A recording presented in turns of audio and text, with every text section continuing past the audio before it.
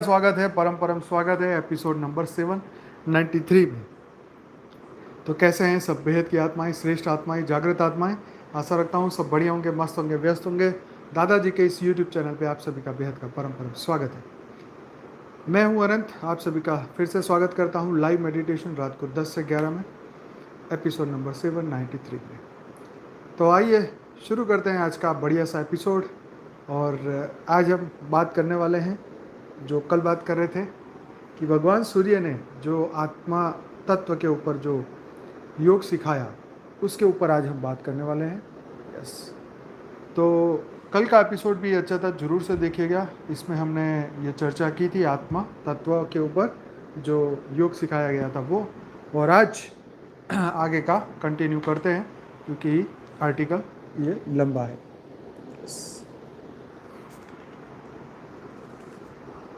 आज हम कोट वगैरह नहीं लेंगे क्योंकि ये इम्पोर्टेंट है। मंडल ब्राह्मणोपनिषद, ये वहाँ से आर्टिकल लिया गया है, राइट। तो उसमें हम तृतीय खंड तक पहुँचे थे और उसके अंदर आगे था कि आपको पता ही है जो भगवान सूर्य है, उन्होंने वाल्क्य, क्या नाम था उनका, वाल्क्य वाल्क्य एक सेकेंड देखना पड़ेगा, भूल गया जी। वाल्क्य, एक मिनट। हाँ, याज्ञवल्क, सॉरी याज्ञवल्क, याज्ञ याज्ञवल्क का य पीछे य भी आता है, यस। तो महर्षि याज्ञवल्क और भगवान एवं भगवान सूर्य नारायण के बीच में प्रश्नोत्तर के रूप में आत्मा तत्व का विशेष विवेचन हुआ था, वो अभी हम चर्चा कर रहे हैं। तो अभी एक श्लोक है जिसका मीनिंग हम यहाँ समझेंगे। उस उन्होंने यम, नियम, आसन, नियम, प्राणायाम, प्रत्याहार और ध्यान और समाधि, जो अष्टांग योग जो है वही उनको सिखाया था, जो कि आगे जाके पतंजलि ऋषि ने भी यही इसके बारे में समझाया है। देखो, मैंने कल भी कहा था कि सभी ऋषि मुनियों ने जो जो जैसे जैसे समझा, वो उन्होंने अपनी अपनी किताबों में, अपने अपने ग्रंथों में, या उन्होंने जो ज्ञान दिखाया सिखाया, वही फिर आगे आगे उपनिषदों में या फिर शास्त्रों में या फिर उनकी बुकों में हमें देखने को मिलता है। ठीक है, तो ये मंडल ब्राह्मण उपनिषद है, इसको ब्राह्मण उपनिषद भी कहते हैं। 108 उपनिषद है ये, उसमें से मेन 13 है, बाकी ये छोटे छोटे उपनिषद की संख्या और भी है। तो इस योग के दो भाग है, एक पूर्व दूसरा उत्तर। पूर्व विभाग को तारक ब्रह्म कहते हैं और उत्तर विभाग को अमनस्क कहते हैं। तो अमनस्क का मतलब होता है इच्छाएं, मन में से इच्छाएं खत्म हो जाना। अमन, सीधी बात है, अमन, मन से रहित हो जाना। तो यह है अमनस्क योग, मन से रहित योग, राइट। मन की इच्छाएं सब खत्म हो जाती है, तब ये योग होता है। तो तारक ब्रह्म के भी दो प्रकार है, एक मूर्ति तारक और दूसरा अमूर्ति तारक। जो इंद्रियों तक सीमित है वह मूर्ति तारक है, जो दोनों भौरों से परे आगे है वह अमूर्ति तारक है। तो आंखों से दिखने वाला और जो आंखों से नहीं दिखने वाला, उसी की बात यहाँ हो रही है। आगे बताया कि इन दोनों मूर्ति कारक और अमूर्ति कारक का मन युक्त, मनोयोग पूर्वक होकर अभ्यास करना चाहिए, क्योंकि मन युक्त अंतर्दृष्टि तारक ब्रह्म को प्रकट करने में सक्षम होती है। थोड़ा हिंदी भारी है पर फिर भी समझ में आ जाएगा। इन दोनों मूर्ति तारक और अमूर्ति तारक, यहाँ दोनों की ही बात की है, का मन युक्त मनोयोग पूर्वक होकर अभ्यास करना चाहिए, क्योंकि मन युक्त अंतर्दृष्टि तारक ब्रह्म को प्रकट करने में सक्षम होती है। मतलब अब अगर हमारा पूरा मन भी उसके साथ जुड़ जाए, ठीक है, हमारा जो योग है उसमें मन भी हमें सपोर्ट करे, तो यहाँ क्या कहता है कि तारक ब्रह्म को प्रकट करने में सक्षम होती है। तो जो देखोगे वो सोचोगे, जो सोचोगे वही पाओगे। इसके बाद भ्रुयुगल के मध्य स्थित छिद्र में तेज आविर्भूत होता है, यह पूर्व तारक ब्रह्म है। आगे है उत्तर विभाग तो अमनस्क मन रहित होता है। तालु मूल के ऊर्ध्व भाग में महाज्योति का निवास होता है, उसके दर्शन से अणिमा आदि सिद्धियां प्राप्त होती है। तो ये तालु मूल यहाँ पे होता है तालवा, ऊपर वाला भाग, यहाँ से ऊपर वाला भाग। तो क्या लिखा, तालु मूल के ऊर्ध्व भाग में महाज्योति का निवास होता है, मतलब हमारी आत्मा को महाज्योति उन्होंने कहा, यहाँ महाज्योति का निवास होता है, उसके दर्शन से अणिमा आदि शक्तियाँ प्राप्त होती है।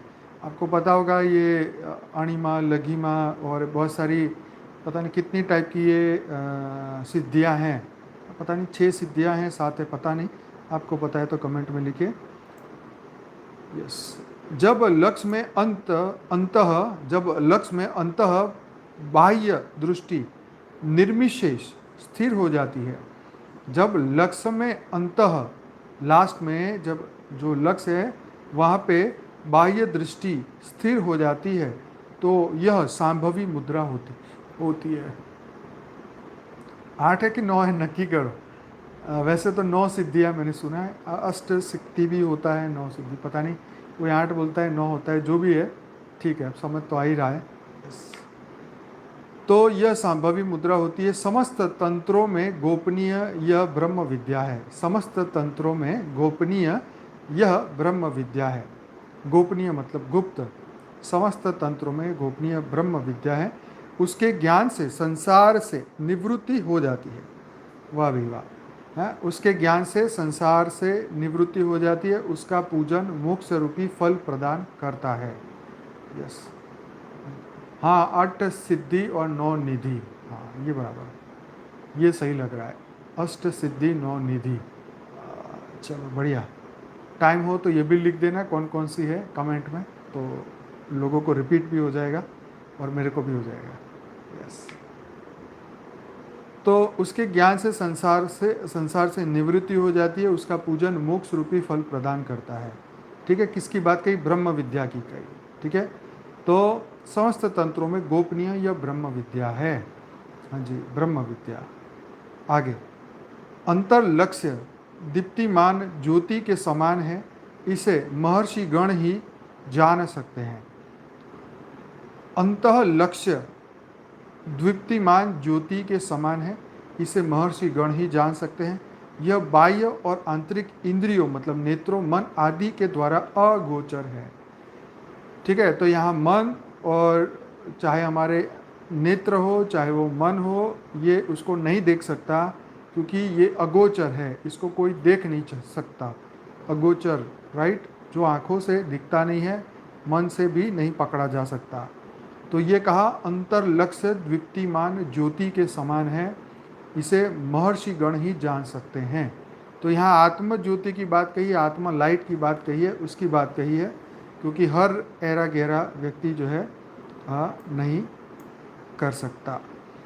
तो आज मेरी किसी से मुलाकात हुई तो मुझे बोलते कि ये ज्ञान का सोर्स कहाँ है, अगर हमें कोई पूछे तो हम इसको क्या दिखाएंगे।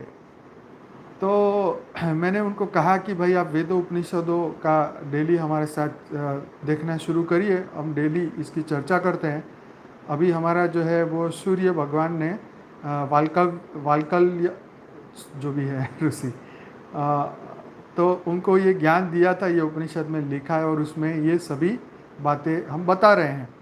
तो अब सूर्य भगवान ने इन ऋषि को, यस, याज्ञवल्क, तो याज्ञवल्क जी को जो ज्ञान सुनाया, कहाँ सुनाया, कैसे सुनाया, सूर्य लोक में, अभी तो हमने कल पढ़ा कि सूर्य लोक में वो गए थे, वहाँ उनको सुनाया, या रियल टाइम में किसी ने भी आंखों से नहीं देखा।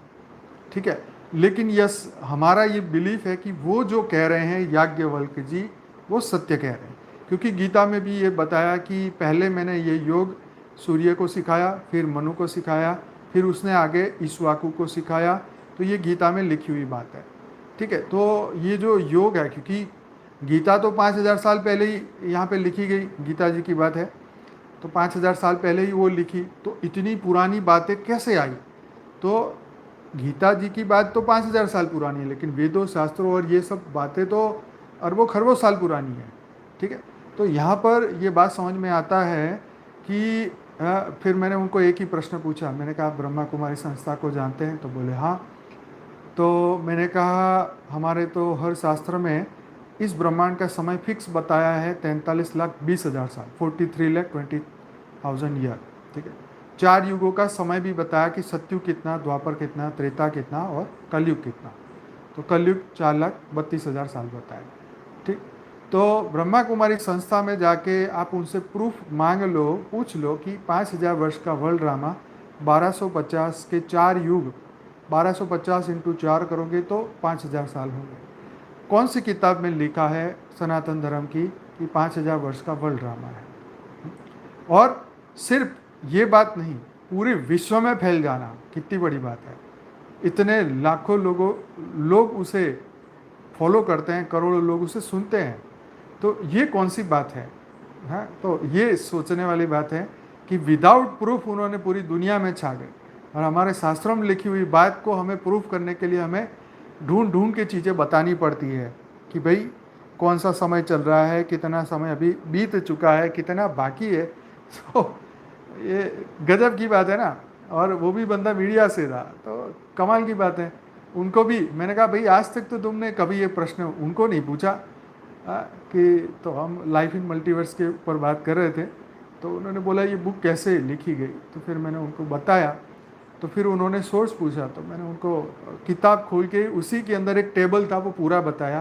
प्रलय, अर्ध प्रलय, कल्प प्रलय, महाकाल प्रलय, ये सभी का टाइम बताया, शास्त्रों में से उनको टाइम भी बताया, सब कुछ।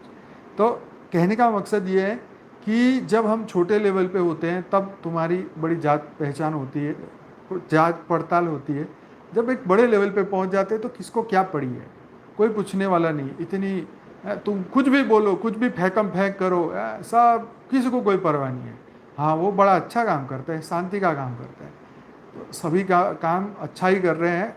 भगवान बुद्ध ने आके अपनी फिलोसॉफी झाड़ दी, ठीक है, लोगों ने उसको एक्सेप्ट भी कर लिया।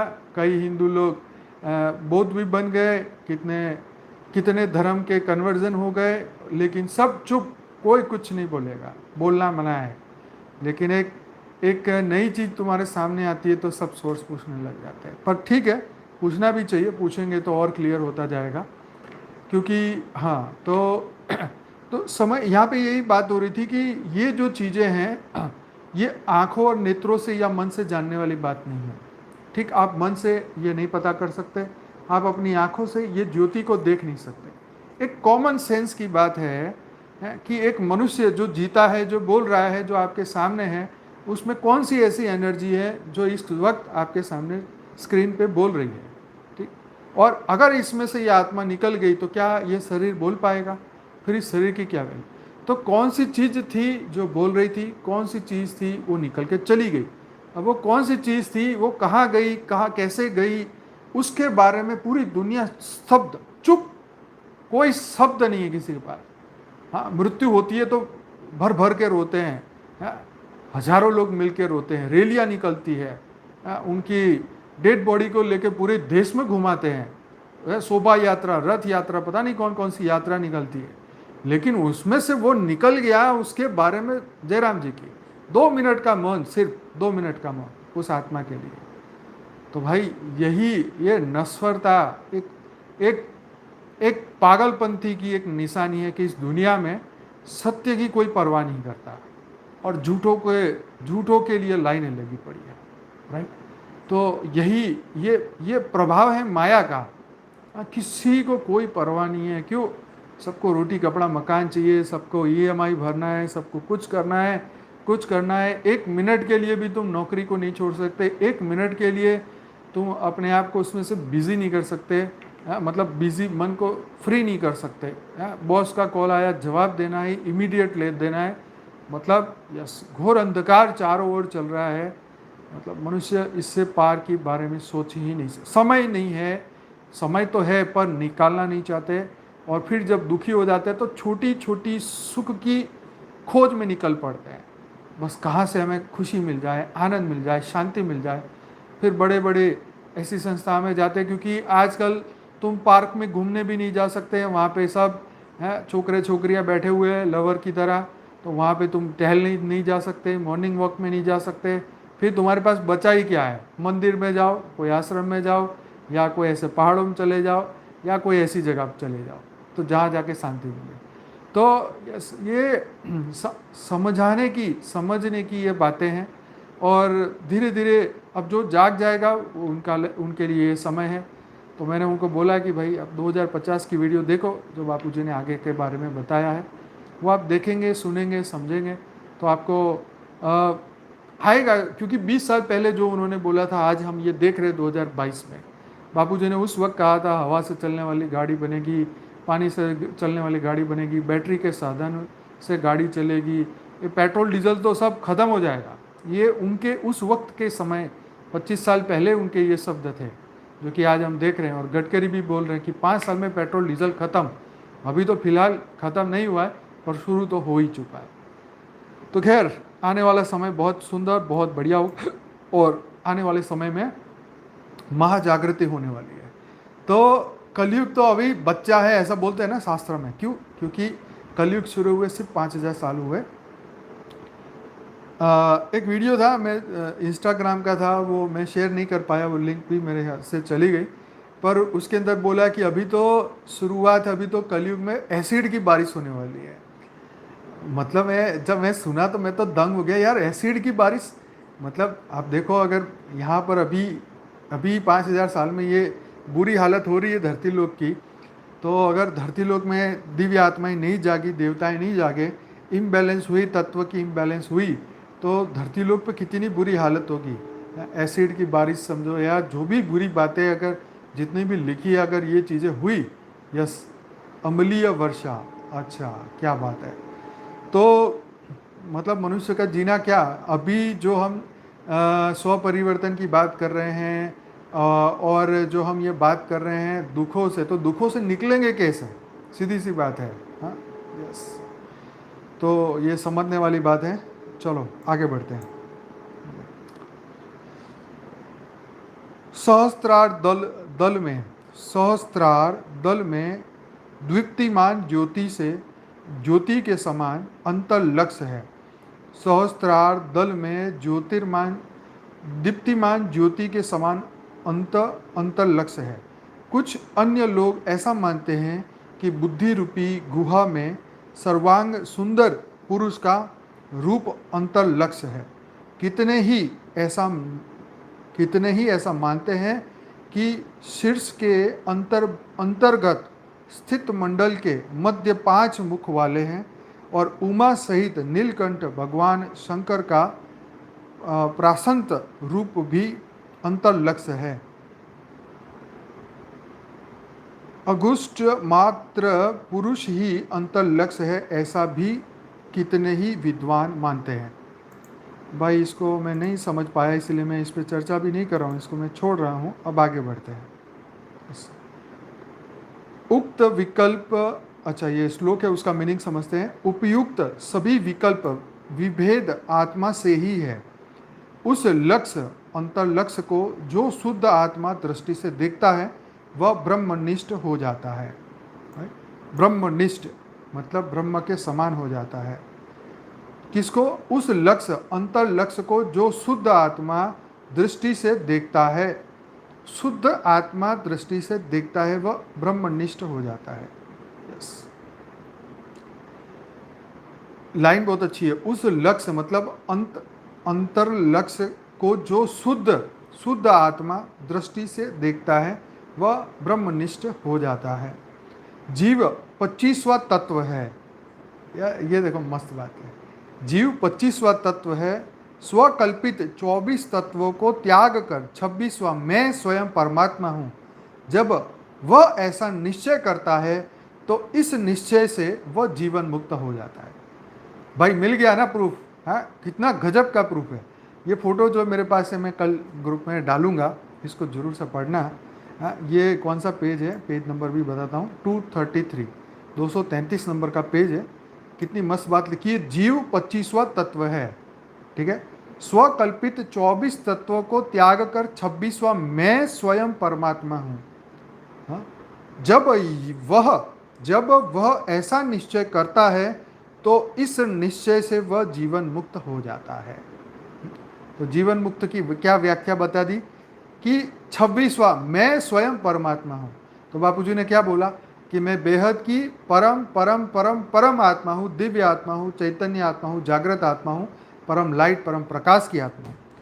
तो ये स्वकल्पित 25 तत्वों को त्याग कर स्वकल्पित, ठीक है, तो हमने कल्पना से बनाए हुए ये 25 तत्वों को त्याग कर 26वां मैं स्वयं परमात्मा हूँ। तो मस्त बात कही है। इस प्रकार अंत लक्ष्य का दर्शन प्राप्त कर लेने से वह जीव जीवन मुक्त की ओर अग्रसर होते हुए स्वयं अंतलक्ष्य होकर परम आकाश स्वरूप अखंड मंडल हो जाता है। क्या गजब की लाइनें लिखी है भाई। इस प्रकार अंतलक्ष्य का दर्शन प्राप्त कर लेने से वह जीव मतलब जिसका माया से संबंध है, जीव मतलब जो अज्ञान स्थिति में है वो जीव, लेकिन वही जब ज्ञान प्राप्त करे माया से मुक्त हो जाए तो वो है आत्मा। लेकिन जब वो ब्रह्म स्वरूप बन जाए तो वो हो जाएगा परमात्मा। यस यस, तो इसको जानने के बाद तुम जीवन मुक्त हो जाएंगे। लेकिन ये लाइन तुम्हारे दिमाग में रहनी चाहिए, ठीक। तो फिर से लाइन पढ़ता हूं कि इस प्रकार अंत लक्ष्य का दर्शन प्राप्त कर लेने से वह जीवन मुक्त की ओर अग्रसर होते हुए स्वयं अंतलक्ष्य होकर परम आकाश स्वरूप अखंड मंडल हो जाता है। यस, ब्रह्म स्वरूप बन जाता है। आकाश स्वरूप मतलब उसका स्वरूप बेहद बन जाता है, अखंड। यस, जिसका खंडन नहीं हो सकता, जिसके टुकड़े नहीं हो सकते, ऐसा अखंड मंडल हो जाता है। तो विशाल ब्रह्म स्वरूप बन जाता है, ब्रह्मांड का स्वरूप उसका बन जाता है। इसके पश्चात ऋषि याज्ञवल्क्य ने आदित्य मंडल में स्थित पुरुष से प्रश्न किया। आदित्य मंडल में स्थित पुरुष से प्रश्न किया, भगवान अंतलक्ष्य आदि के विषय में बहुत कुछ कहा गया है, उसे मैं नहीं समझ सका, उसे अब आप स्वयं ही मुझे समझाएं। चलो, तो अब क्या समझना चाहते हैं वो? अंतलक्ष्य आदि के विषय में बहुत कुछ कहा गया है, उसे मैं नहीं समझ पाया। तो यह सुनकर सूर्य नारायण ने कहा, पंचभूतों का आदि कारण विद्युत पुंज के समान है। इसमें एक चतुष्ट पीठ है जिसके बीच में तत्व का प्रकाश होता है। वह प्रकाश अति गूढ़ अव्यक्त है। राइट। तो शायद मुझे लगता है ये ब्रह्मांड, हमारे ब्रह्मांड के परम धाम की इस तरीके की बात कर रहे हैं। वह अव्यक्त प्रकाश ज्ञान रूपी पल्व मतलब नौका में आरूढ़ व्यक्ति के लिए जानने योग्य है। वह अव्यक्त प्रकाश, व्यक्त नहीं अव्यक्त, जो आंखों से दिखने वाला, व्यक्त मतलब 5 तत्व का, अव्यक्त मतलब 5 तत्वों से परे। वह अव्यक्त प्रकाश ज्ञान रूपी पल्व मतलब नौका, ज्ञान रूपी नौका में आरूढ़ व्यक्ति मतलब जो ज्ञान सूढ़ रहा है, ऐसे व्यक्ति के लिए जानने योग्य है। वह बाह्य और आभ्यंतर लक्ष्य है, बाह्य और आभ्यंतर लक्ष्य है। तो जो लक्ष्य है बाहर और अंदर का एक ही लक्ष्य है कि वो ज्ञान नौका में आरूढ़ हो जाए वो व्यक्ति और अव्यक्त प्रकाश को देखें। यस, उसे जानें। उसी के मध्य जगत लीन हो जाता है। क्या? उसी के मध्य जगत लीन हो जाता है। वह नाद बिंदु कला से परे अखंड मंडल है। उसी के मध्य जगत लीन हो जाता है। वह नाद बिंदु कला से परे अखंड मंडल है। वह सगुण और निर्गुण स्वरूप है। उसको जानने वाला विमुक्त हो जाता है। वाह जी वाह। चलो बढ़िया। तो ये था पेज नंबर 233। अभी आगे का पेज है 234।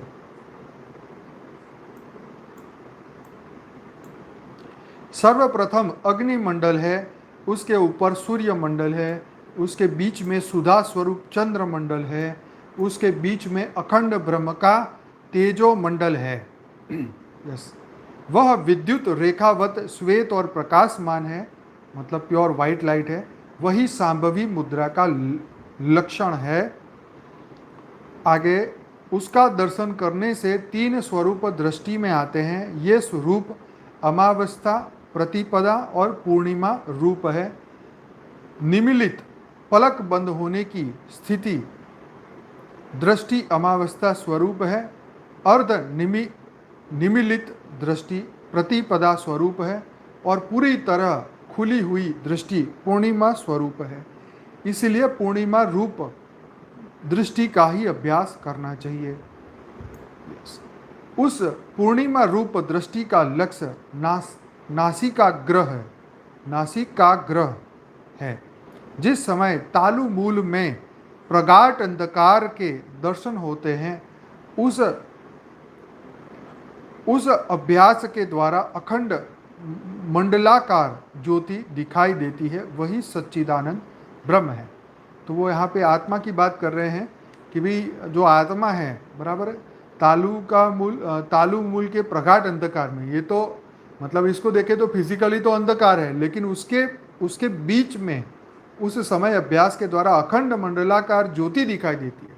आत्मा के बारे में बोली, अखंड मंडलाकार ज्योति, हमारी जो आत्मा है वो इसकी बात कर रहे हैं, वही सच्चिदानंद ब्रह्म है। इस प्रकार जब सहजानंद में मन लीन हो जाता है, तब सांभवी मुद्रा सिद्ध होती है और उसे ही खेचरी मुद्रा कहते हैं। उसके अभ्यास से मन स्थिर हो जाता है, तत्पश्चात बुद्धि स्थिर होती है। उसके चिन्ह इस प्रकार है, सर्वप्रथम तार के समान दिखाई देता है। तो यहाँ चिन्ह बताए गए, सर्वप्रथम सर्वप्रथम तारा के समान दिखाई देता है। तत्पश्चात वज्र दर्पण अर्थात हीरे का दर्पण जैसा दिखाई देता है। उसके पश्चात पूर्ण चंद्र मंडल दिखाई देता है। उसके बाद नवरत्न प्रभा का मंडल दृश्यमान होता है। इसके बाद मध्याह्न का सूर्य मंडल परिलक्षित होता है। तत्पश्चात क्रमशः अग्निशिखा मंडल दिखाई देता है। तो धीरे धीरे वो जब हम आत्मस्वरूप में स्थिर होते हैं तो हमें जो लाइट का प्रकाश दिखाई देता है, जब हम ब्रह्मांड से ऊपर के जब हम इमेजिनेशन करते हैं, तब हमें अलग अलग प्रभा के अलग अलग मंडल के दृश्यमान यहाँ पे होते हैं। तो यहाँ ये बता रहे हैं कि सूर्य का मंडल, चंद्र का मंडल और आखिर में यहाँ पे अग्निशिखा मंडल दिखाई देता है क्रमशः। तो यहाँ पे ये बात कही कि धीरे धीरे जैसे जैसे बुद्धि से ऊपर जाएंगे तो इस तरीके के आपको मंडल, मतलब एक लेयर्स है, एक लेयर्स है जो कि ब्रह्मांड उस वक्त की बात है, क्योंकि उस वक्त ब्रह्मांड की स्थिति क्या होगी, इस वक्त ब्रह्मांड की स्थिति अलग है। उस वक्त जब ये ज्ञान योग समझाया गया तब उस वक्त ब्रह्मांड की स्थिति अलग होगी। तो उसी स्थिति के अनुरूप उन्होंने ये डायमेंशन सही लिखा। तो ये जो डायमेंशनों में अलग अलग प्रकार की रोशनी होगी, उस वक्त की बात है जब ये सूर्य भगवान सिखा रहे थे, तब कि भाई चंद्रमंडल अलग होगा, सूर्यमंडल अलग होगा, पूर्ण चंद्रमंडल दिखाई देगा, यहाँ जैसे लिखा। फिर हीरे का दर्पण की तरह दिखाई देगा, उसको वज्र दर्पण कहा गया, ठीक है। सर्वप्रथम तारा के समान दिखाई देगा वो, फिर वो हीरे की तरह दिखाई देगा, फिर चंद्रमंडल, पूर्ण चंद्रमंडल दिखेगा, फिर नवरत्न प्रभा का मंडल दृश्यमान होगा, उसके बाद में सूर्यमंडल परिलक्षित होगा, राइट। तो समय समय पे ये चीज़ें बदलती रहती है, ये बात हमें यहाँ समझ में आई। अब आगे, उस समय वह पश्चिमाभिमुख मतलब आंतरिक प्रकार दृष्टिगोचर होता है, जिसकी आभा धूम्र वर्णिक स्फटिक मणि तुल्य, बिंदु मतलब मनस्तत्व, नाद मतलब बुद्धि तत्व, कला मतलब महतत्व। देखो कला का यहाँ पे महतत्व का ये बात की गई। नक्षत्र, खदोत मतलब जुगनू, दीप, नेत्र, सुवर्ण, नवरत्न आदि जैसी होती है, वही प्रणव ओम का स्वरूप है। तो यहाँ ये तृतीय खंड शुरू हो गया, मैं बताना भूल गया। अब ये दूसरा खंड अभी पूरा हुआ। अभी तक हमने 2 एपिसोड में पहले एपिसोड में पार्ट 1 मतलब प्रथम खंड और दूसरा खंड की थोड़ी सी लाइनें ली थी, और आज के एपिसोड में पूरा द्वितीय खंड चर्चा किया।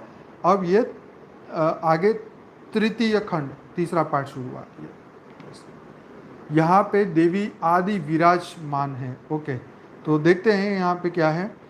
तो उस समय पश्चिमाभिमुख आंतरिक प्रकार दृष्टिगोचर होता है, जिसकी आभा धूम्र वर्णिक स्फटिक मणि तुल्य बिंदु नाद कला नक्षत्र दीप नेत्र सुवर्ण नवरत्न आदि जैसी होती है, वही प्रणव ओम का स्वरूप है। चलो आगे बढ़ते हैं।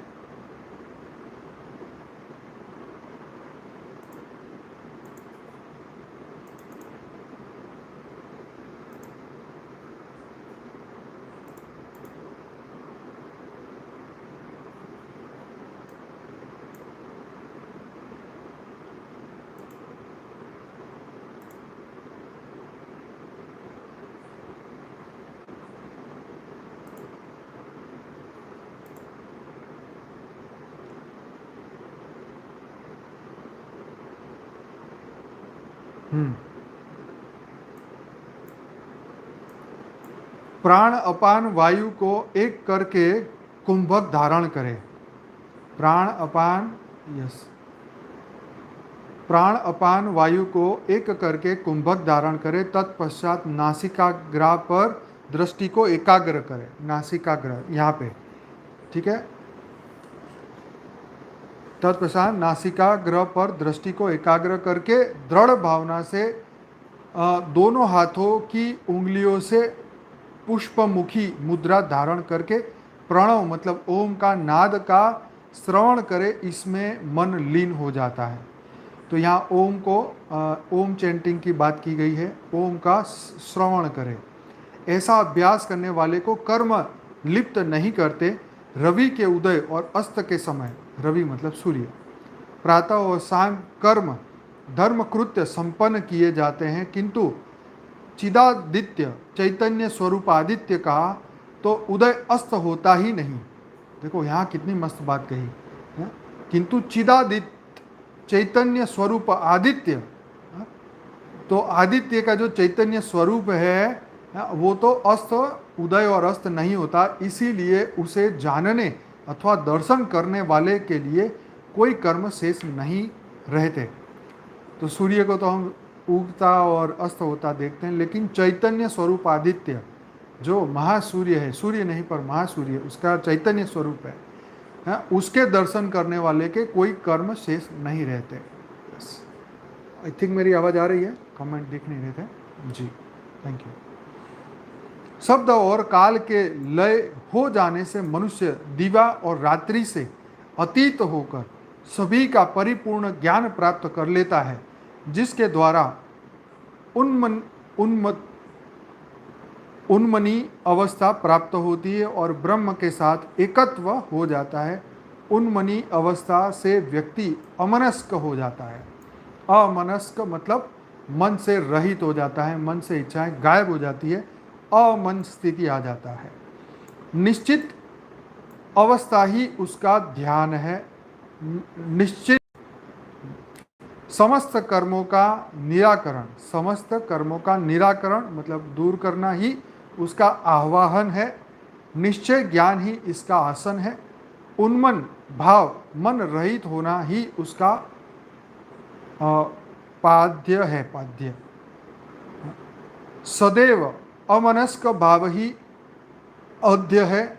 सतत द्विप्ति और अपार अमृत वृत्ति ही उसका स्नान है। सर्वत्र ब्रह्म भावना ही गंध है। दर्शन के स्वरूप का अवस्थान ही अक्षत है। चैतन्य की प्राप्ति ही पुष्प है। चैतन्य अग्नि का स्वरूप ही धूप है। चैतन्य आदित्य का स्वरूप ही दीप है। परिपूर्ण चंद्र के अमृत का एकीकरण ही नैवेद्य है। निश्चलत्व ही प्रदक्षिणा है। सोहम भाव ही नमस्कार है। मौन ही स्तुति है। सभी प्रकार का संतोष ही उसका विसर्जन है। जो इस प्रकार जानता है वह ब्रह्म स्वरूप हो जाता है। देखो, मस्त मस्त बातें आ रही है हमारे सामने, हाँ, कि ब्रह्म स्वरूप होने के लिए तुम्हें क्या क्या करना पड़ेगा। राइट, ये बात फिर से सुन लेना, टाइम कम है। इस प्रकार जब ज्ञाता, ज्ञान और श्रेय स्वरूप त्रिपुटी निरस्त दूर हो जाती है, तब तरंगहीन सागर के समान वायु रहित स्थान में स्थित दीपक की तरह अचल संपूर्ण भाव और अभाव से विहीन कैवल्य ज्योति प्रकट होती है, अर्थात मात्र केवल ज्योति शेष रहती है। तो यहाँ पे ये मस्त बात बताई गई। इस प्रकार जब ज्ञाता, ज्ञान और क्षेय स्वरूप त्रिपुटी निरस्त दूर हो जाती है, अब ज्ञाता का भी ज्ञान गया, ठीक है, ज्ञान भी गया और श्रेय स्वरूप भी, ये तीनों ही जब गायब हो जाता है, तब तरंगहीन सागर के समान वायु रहित स्थान में स्थित दीपक की तरह अचल संपूर्ण भाव और अभाव से रहित संपूर्ण अचल, क्या बोला, स्थित दीपक की तरह अचल संपूर्ण भाव अभाव से विहीन कैवल्य ज्योति प्रकट होती है। तो उसे कैवल्य ज्योति कहा गया, और अर्थात मात्र केवल ज्योति शेष रहती है। तो सभी भावों से परे चले जाएंगे, सभी विचारों से चले जाएंगे। अमनस्क योग, मन से रहित होके, इच्छाओं से रहित होके, कामनाओं से रहित होके, जब हम तालवे के ऊपर अपनी दिव्य ज्योति को देखते देखते देखते, हम उसको देखते देखते शून्य हो जाएंगे, भाव भाव से मुक्त हो जाएंगे, तब जो है आप कैवल्य ज्योति शेष रह जाएगी। राइट, और यस, निराकार स्वरूप केवल्य रूपी आत्मा यहाँ पे आपको दिखाई दी। तो आज का एपिसोड यहीं समाप्त करते हैं। यस, और आगे कल चर्चा करेंगे।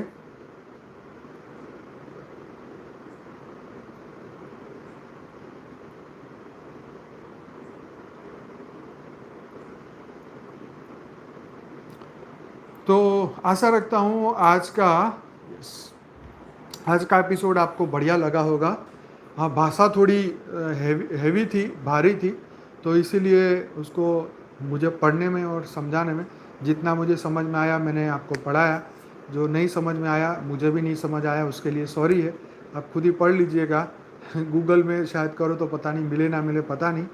कई चीज़, सभी चीज़ तो गूगल में नहीं मिलती, क्योंकि ये तो बहुत गहरी गहरी गहरी गहरी बातें हैं। तो सूर्य भगवान ने ये ज्ञान आगे इनको दिया, जीवन मुक्त होने का ज्ञान दिया।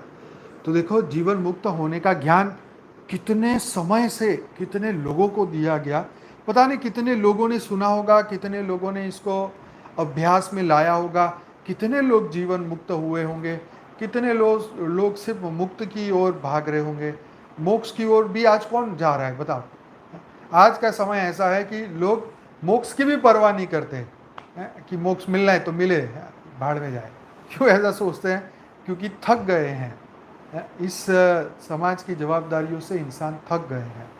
टाइम नहीं है अपने लिए, टाइम नहीं है आत्मा के लिए, सोच के लिए, विचार के लिए, आत्म जागृति के लिए, आत्म मंथन के लिए, कि मैं कौन हूँ, यहाँ पे क्यों हूँ, किस लिए हूँ, करना क्या है, लक्ष्य क्या है, वैसे ही मर जाना है, फिर नया जन्म लेना है, किसके घर पैदा होना है, किसके साथ कर्म बंधन बनाऊं। तो ये महत्व की बात है। तो एक क्वेश्चन भी था कि वाकई में मेरा जन्म होगा, किसके घर होगा।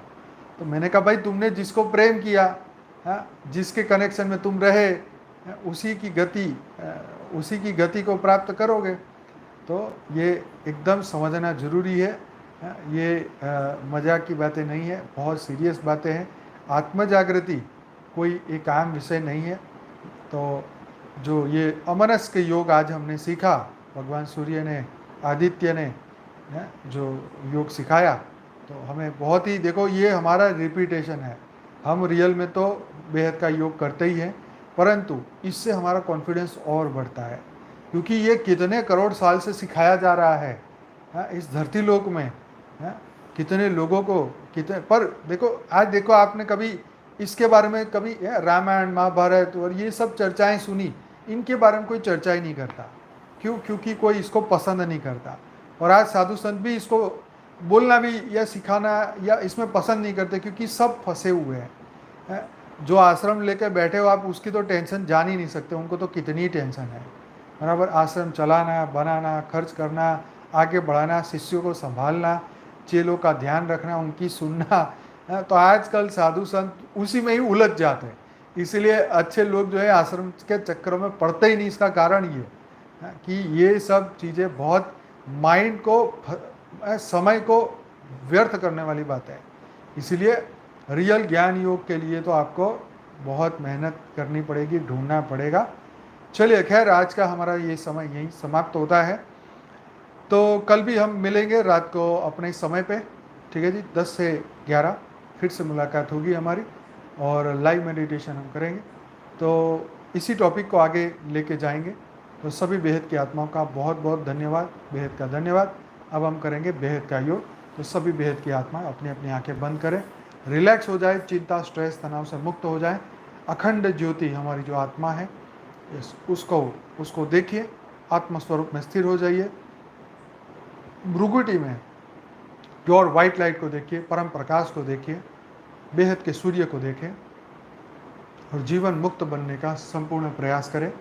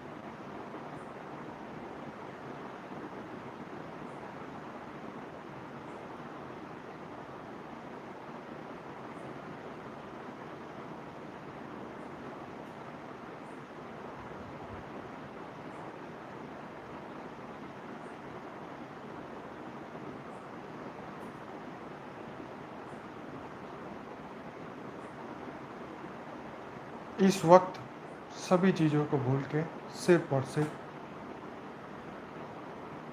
परमात्मा के दिव्य स्वरूप को देखिए, परम लाइट, परम प्रकाश के स्वरूप को देखिए। बेहद की कला के परम धाम में बेहद के दादाजी छोटू राम बापू जी, उनके दिव्य स्वरूप को देखिए, नीरू माँ को देखिए। उनसे परम लाइट, परम प्रकाश को प्राप्त करिए, अपने भीतर उतारिए, अपने आप को भरपूर करिए, परम ज्योति से भरपूर करिए।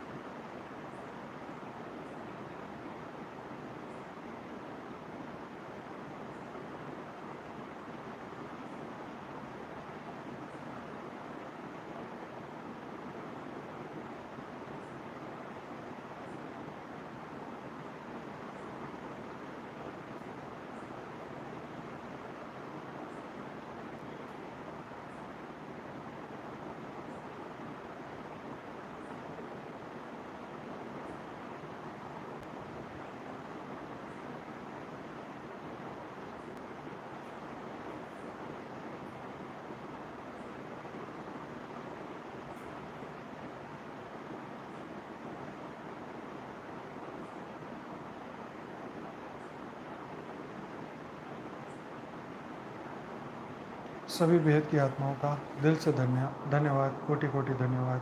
मिलते हैं कल रात को 10 बजे बेहद की परम आशा, बेहद की परम आशा।